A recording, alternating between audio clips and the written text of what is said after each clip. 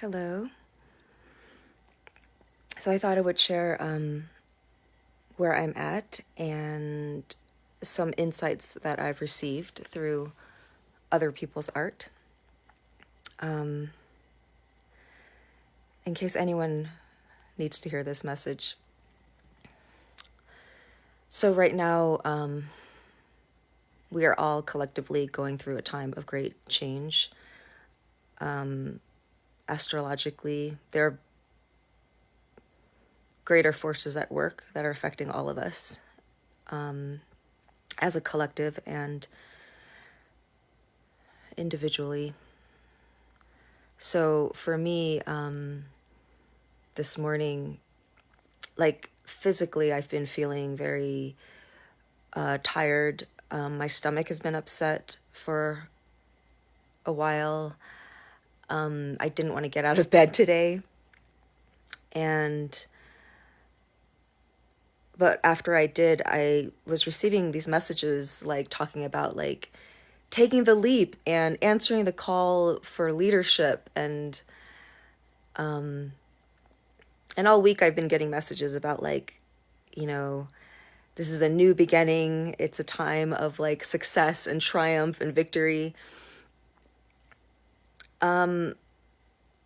So I've been sort of waiting to feel like really great or have some like windfall happen.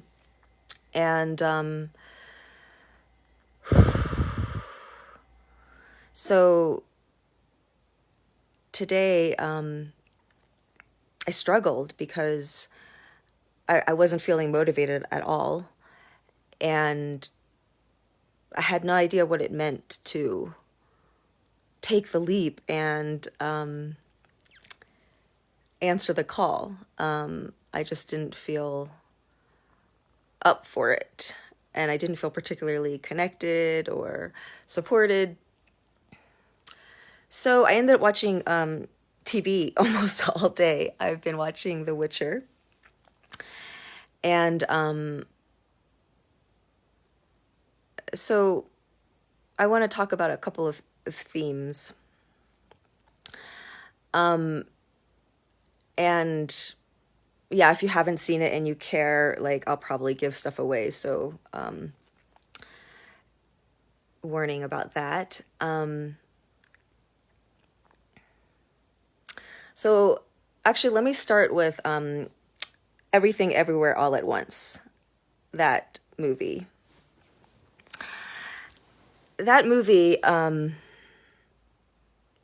And again, I'm going to give stuff away, so don't listen if you don't want things ruined.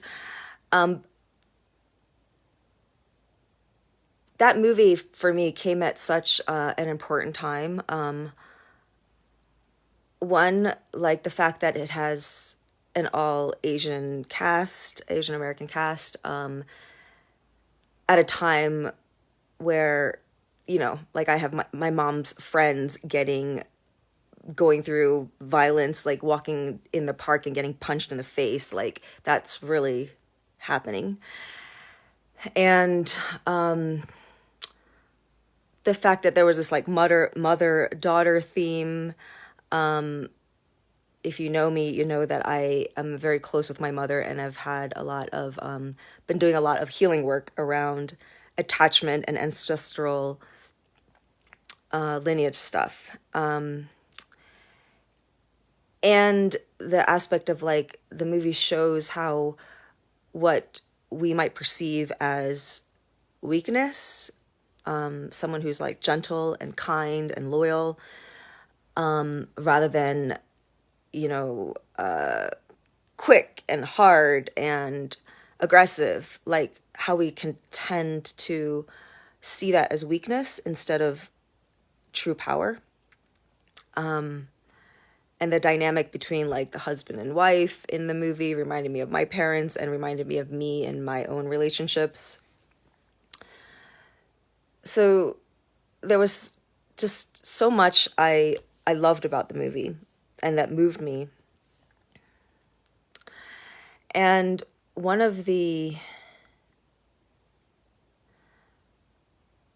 themes is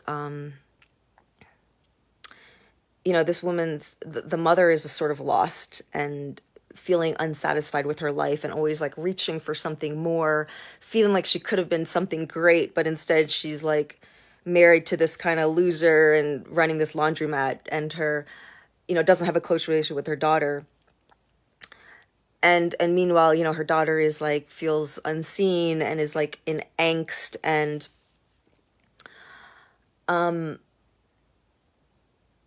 to me, what happens in the story is that the mother's name is Evelyn, and the daughter like keeps calling the mom Evelyn, and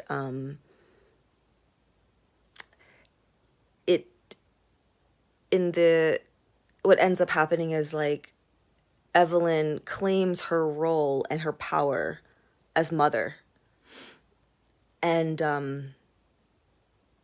sort of like reconnects with her daughter and herself, and this force of divine feminine love, this fierce love that is not going to succumb to hopelessness and nihilism, and can this divine mother archetype that can hold all of the messiness and what can be seen as darkness and evil and disappointment, all the feelings that we usually try to avoid, and can embrace it all and say, like, I love you and I'm here for this moment with you, come what may. Like, it doesn't need to make sense. I don't need a happy ending. I don't need myself or you to be perfect for me to be here and grateful to be connected right now. So I was doing this exercise that Carolyn Elliott, who wrote the book Existential Kink, suggests. And it's this idea of connecting with your taboo persona. So this is like the part of you that you are ashamed of, that you try to hide, that you think is too much. And when I was doing this exercise recently, what came up for me was like the parts of me that feel like I'm a failure, that feel needy, that wants like attention, the insecure aspects of me.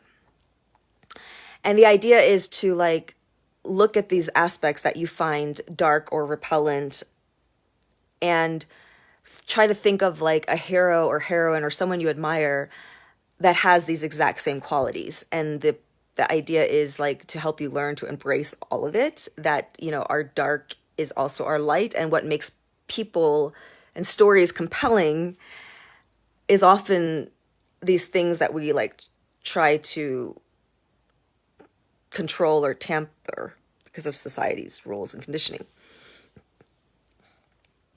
And so when I did this exercise before, the persona that came through was named Cherry Lake, and she was like striking and unapologetic and bold and sexy and like, which are also aspects of me that I want to grow into more. And there are like lots of examples of heroes who have those qualities. But when I was looking at this part of me that's like a failure and insecure and needy, and I was like, those are not really attractive qualities. I couldn't think of anyone I admired that like really exhibits those. But then I thought of this woman Evelyn in this movie, because one of like the best parts of the movie to me is so in this life she's like tried a lot of things and failed, like, tried to be like a singer and an author, and and she feels like this longing to live up to her potential, and has this fear that she's like chosen a life, marrying this guy and running a laundromat that isn't what she came here for. And someone from another timeline comes and tells her, like, it's the very fact that she failed at so many things in this life that makes her like a perfect candidate to save the world, because she can, because every time she's failed at something, every time she made like a mistake or the wrong decision, it creates another timeline in which the opposite or a parallel reality exists where she was successful, and made a different choice. And so she is actually connected to all of this potential and possibility because she tried all of these things. And so watching The Witcher today, I was thinking the same thing about this woman, Yennefer. So Yennefer is becomes like one of the most powerful mages in the world. But when she starts out, she's like misshapen and not loved by her father, and abused. And so when she learns that she has like the power of magic, what happens to her is what happens to a lot of people, including myself, who felt oppressed or were rejected, or victimized. You become hungry for power. You become hungry because you try to compensate for the pain, and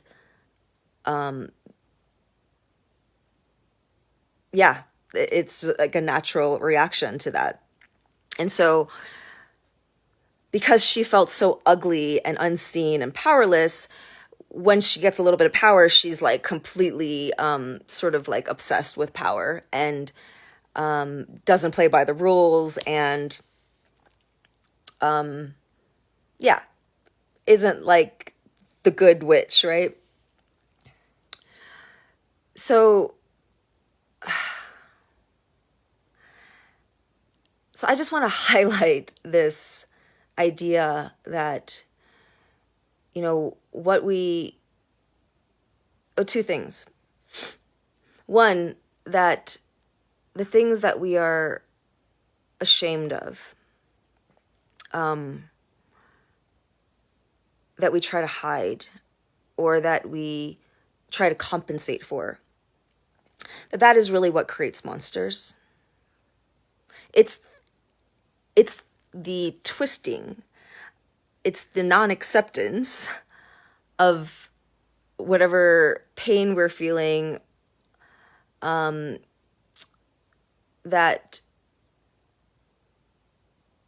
causes behavior that is like harmful. And I'm speaking for myself. Like, I'm very aware of the ways in which, like, I talked about it recently, even like, helping people with my business, or just in general. Like, can be a pure intention, but if it comes from a part of me that's trying to validate my self-worth, trying to make myself feel better by almost being like better than other people, or like higher, anything like that, or coming from scarcity, then it actually doesn't have the positive effect that consciously I want it to have, because it's perpetuating the energy that it starts from. So that's one thing. The other thing I want to say is the power of accepting the things about ourselves that we hate or have been taught to reject. So on one hand, if you reject that, the shit that can happen, and on the other hand, if you accept it, like the beauty that's available. So there's this one part in the Witcher show where like everything's falling apart, the good guys are kind of like about to lose, and this one mage, Yennefer, that I'm talking about, her teacher is like it's up to you now. It's up to you to like save the world pretty much. And she's like, I don't know, I can't do it. And then the teacher says this to her, and I actually wrote it down. She says, first of all, you can.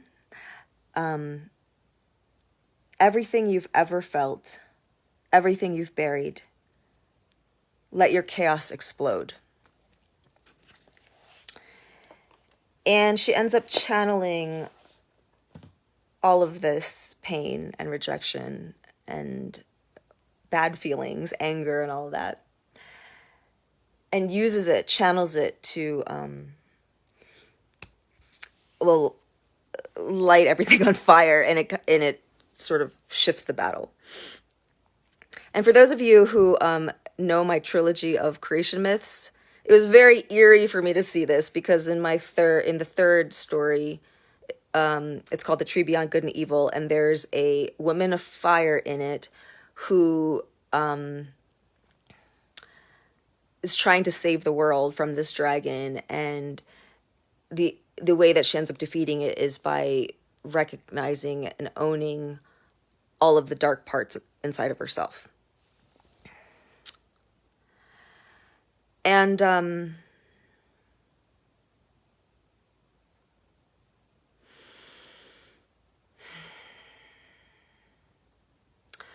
so even like a small thing like today, like the fact that I watch TV all day instead of doing anything that I would judge as productive. And then I'm like sort of like beating myself up or feeling uneasy because I'm like, I was guided to do something creative and embody, leadership or something in some way. And all I did was feel tired and watch TV. But it was like, as I was doing it, I reminded myself, like, it's okay. And again,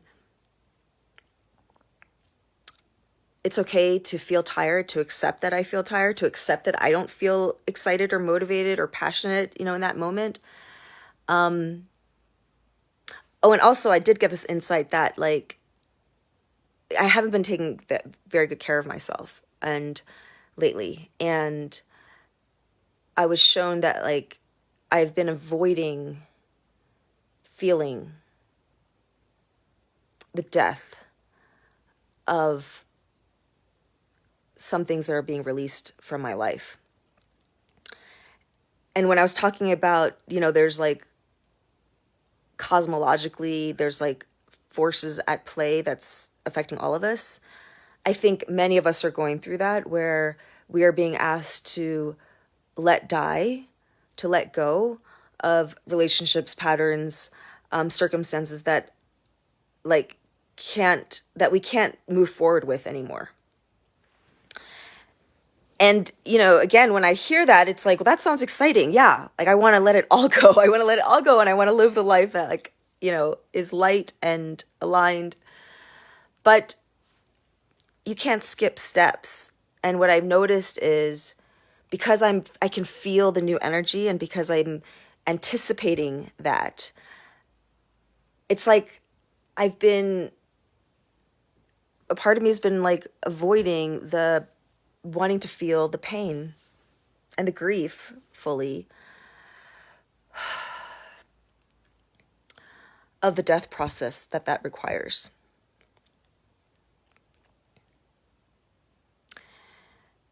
And so if any of you are feeling not that great, or you have that mix of like the anticipation and excitement of something new that is birthing, but also the discomfort that comes from birthing, just I hope that you are gentle with yourself, that you remember that those negative feelings or the tiredness or whatever is all part of the process. It doesn't mean that you're not aligned. You are very much aligned. And I hope that this sharing helps you to not judge yourself.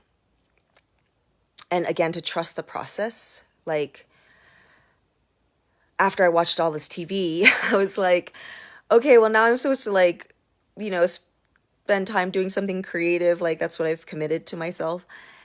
And didn't feel like writing, but then I was guided to do this. And felt a little nervous, like, this is unscripted, but I was just reminded, like, I'm just sharing from my heart, and the message is for me, and it's for anyone who listens and needs to hear it, and that's it. Again, doesn't need to be perfect, and just being with how I actually feel and sharing that is enough. And not that I have to share it, but I felt called to. So,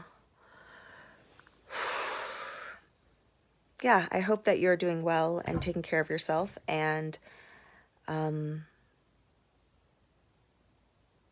yeah, and I'm open to connect if you want to talk about anything, because you're not alone.